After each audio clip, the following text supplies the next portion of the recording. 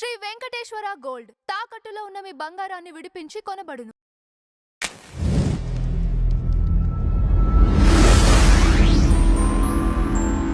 Madam నమస్తే. నమస్తే అండి. మేడం విజయ్ ప్రమాణ స్వీకారానికి పిల్లలు దూరం అయ్యారు, త్రిష ముస్తాబాయ్ వచ్చి కూర్చుంది అని ఒక ట్రోలింగ్ నడుస్తోంది.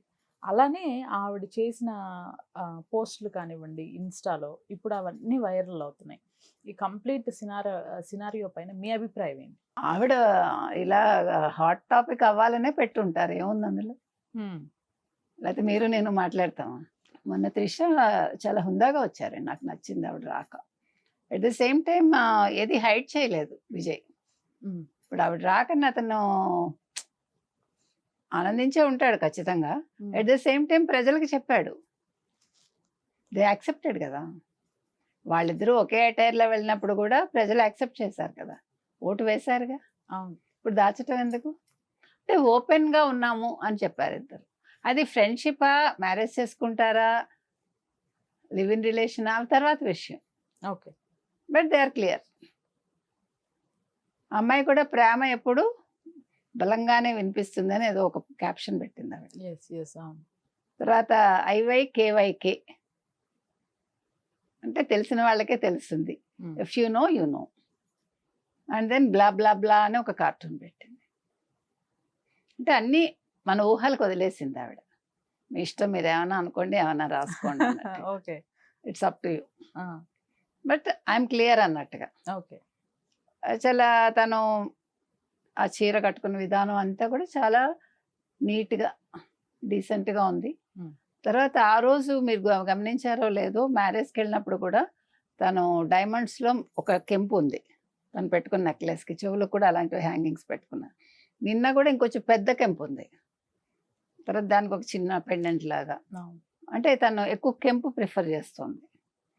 అంటే డైమండ్స్ అండ్ కెంపులో ఎక్కువ, మరి 2 సార్లు అదే పెట్టుకున్నారు ఆవిడ. ఓకే, అంటే ఆవిడకి నచ్చిందో ఇష్టమో లేదు, ఏదైనా సెంటిమెంటో విడోను. అంటే స్టోన్స్ ఉంటాయి కదా, బర్త్ స్టోన్స్ లాగా, అట్లా కూడా కావచ్చు. తర్వాత ఎక్కడా కూడా విజయ్ తొణకలేదు, బెణకలేదు, అసలు ఎటువంటి ఫీలింగ్స్ చూపించలేదు ఫేస్లో. అంటే తను ఒక రకంగా ఎటువంటి భావోద్వేగాలు లేవు. ఒక ఊహించింది జరిగితే ఎలా ఉండిపోతారు చూడండి, ఒక చిత్రపటంలాగా ఉండిపోయాడు నాకైతే. తర్వాత 3 ఫైల్స్ మీద సంతకం చేశాడు. ఇంకొక ముఖ్యమైన పాయింట్ చెప్పాడు, పవర్ సెంట్రిక్ నేనే, ఓన్లీ ఒకటే పవర్, 2 పవర్లు ఉండవు, 2 పవర్ సెంట్రిక్లు ఉండవని. ఇండైరెక్ట్గా త్రిష గురించి చెప్పాడా, ఎవరి గురించి చెప్పాడు? ఓకే, తండ్రి గురించి చెప్పాడా? సో అది కూడా క్లారిటీ ఇచ్చాడు. తర్వాత త్రిష రాగానే మీరు చూసారు, విజయ్ వాళ్ళ అమ్మ అలా చూస్తూ ఉండిపోయారు, శోభ గారు. తర్వాత త్రిష ఆవిడ దగ్గరికి వెళ్ళింది, హక్ చేసుకుంది, చాలా చక్కగా ఇద్దరు పలకరించుకున్నారు, వచ్చి కూర్చుంది. ఈ అమ్మాయి కూడా చాలా, అంటే నేను అనేది ఏంటంటే ఎక్కువ హడావిడి చేయలేదు, కొంచెం మాట్లాడింది కొంతమందితో, కానీ కూల్గానే ఉంది. తర్వాత ఆయన ప్రమాణ స్వీకారం చేస్తుంటే భావోద్వేగానికి గురైంది. తర్వాత వెళ్ళేటప్పుడు అందరూ చుట్టుముడితే కాన్వాయ్ తీసుకెళ్ళింది, ఇంట్లో దింపింది హ్యాపీగా. Everything went well. ఇంకా తర్వాత వాళ్ళు ఏ రకంగా ఉంటారు మనకు అనవసరం. కానీ ఇక్కడ చెప్పుకోవాల్సిన అంశం ఏంటంటే, ఇప్పుడు త్రిషకి పోస్ట్ ఇస్తాడు, మనం కూడా మాట్లాడాం త్రిషకి ఉప ముఖ్యమంత్రి పదవి ఇస్తే బాగుంటుందని. కానీ నేనే చెప్పా ఉప ముఖ్యమంత్రి ఇవ్వద్దని, మనం అనుకున్నాం. ఇప్పుడు కూడా అదే చెప్తా, సెంగోటయ్యన్కి ఇవ్వాలి. He's the hero, he's the main hero. Sengottaiyan ఇవాళ విజయ్ గెలుపులో, విజయ్ ప్రతి అడుగులో ఆయన ఉన్నాడు. సెంగోటయ్యన్ మామూలు వ్యక్తి కాదు, చాలా లాయల్ అతను అమ్మకి, జయలలిత గారికి. ఓకే, ఆయన జేబులో జయలలిత ఫోటోనే ఉంది చూడండి, నిన్న కూడా ఉంది, మొన్న కూడా ఉంది, రేపు కూడా ఉంటుంది. అంటే విజయ్ యాక్సెప్ట్ చేశాడు, విజయ్ది పెద్ద మనసు, తొక్క కాదు. సెంగోటయ్యను నిన్ను ముఖ్యమంత్రిని చేస్తానన్నాడు, చేశాడు. అంటే ప్రజలు కోరుకున్నారు, అది వేరే విషయం. ప్రజలు కోరుకోకుండా ఇది జరిగే ప్రసక్తే లేదు. కానీ ఇక్కడ త్రిష వల్ల, లేకపోతే ఇంకోళ్ళ వల్ల కాదు, అది చెప్తున్నా.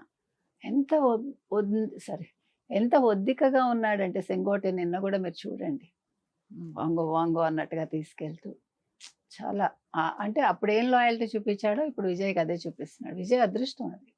నేను ఆల్రెడీ చెప్పాను, విజయ్ కొత్తగా రాజకీయాలు ఏం చేయడు, ఉమ్, కొత్త రాజకీయాలు ఏమీ రావు. ఏడీఎంకే డిఎంకే ఏం చేసిందో అవే చేస్తాడు. రైట్. ఎందుకంటే ఆయనకి సలహాలు ఇచ్చేది వాళ్ళే కదా. కొత్తగా చేయాలంటే కొత్త వాళ్ళని తీసుకోవాలి, అందరినీ కొత్త వాళ్ళని తీసుకోలేదుగా. అవును, స్టాలిన్ వెళ్ళి కలవటం. ఇవంతా బాగుంది. ఉమ్, మొన్న డీకే వీరమణిని కలిశాడు ఆయన. ఆయన చాలా సీనియర్ మోస్ట్. డీకే వీరమణి కలిశారు. తర్వాత పొన్నాడే అంటే శాలువ కప్పారు. ఆయన కూడా శాలువ కప్పి మళ్ళా పెరియార్ విగ్రహం ఇచ్చారు చిన్నది. ఉమ్, తర్వాత ఎల్లో కలర్ వాడుతున్నాడు. మీరు గమనిస్తే శాలువులన్నీ ఎల్లో కలర్లో ఉన్నాయి. అంటే గురుబలం ఒకటి అది. ఓకే. రెండు వాళ్ళ జెండా రంగు. Um, it's auspicious. Um, um. So అది ఆ కలరే. నిన్న స్టాలిన్కి అదే కలర్ కప్పాడు. స్టాలిన్ కూడా మళ్ళీ ఎల్లో కలరే కప్పాడు. If you observe. ఇంతవరకు బాగుంటే మరి పిల్లలు కూడా దూరం అవటం, మరి పిల్లల్ని ఏమైనా కలుపుకునే ప్రయత్నం చేస్తాడు ఏమండి, అంటారా? ఇప్పుడు ఇతనేం వద్దనుకోలేదుగా పిల్లల్ని. పిల్లలు వెళ్ళిపోయారు. అది వాళ్ళు తేల్చుకోవాలి. వ్యక్తిగతాలు మనకెందుకు. ఉమ్, సంగీత లండన్లో ఉన్నారట, పిల్లలు లండన్లో ఉన్నారు. వాళ్ళు వస్తానంటే అతను వద్దంటారా? సరే, ఆవిడికి ఆయనకి ఏముందో మనకు అనవసరం, సంగీతకిను విజయ్కి. బట్ పిల్లలు కెన్ కమ్ కదా. మనకి లోపల ఏముందో మనకు తెలియదు. ఉమ్, కాబట్టి పాపాలు పుణ్యాలు మనం ఎందుకు మాట్లాడడం? వాళ్ళకి తెలుసు కదా. They are all matured. They are not kids. They know what to do, when to do.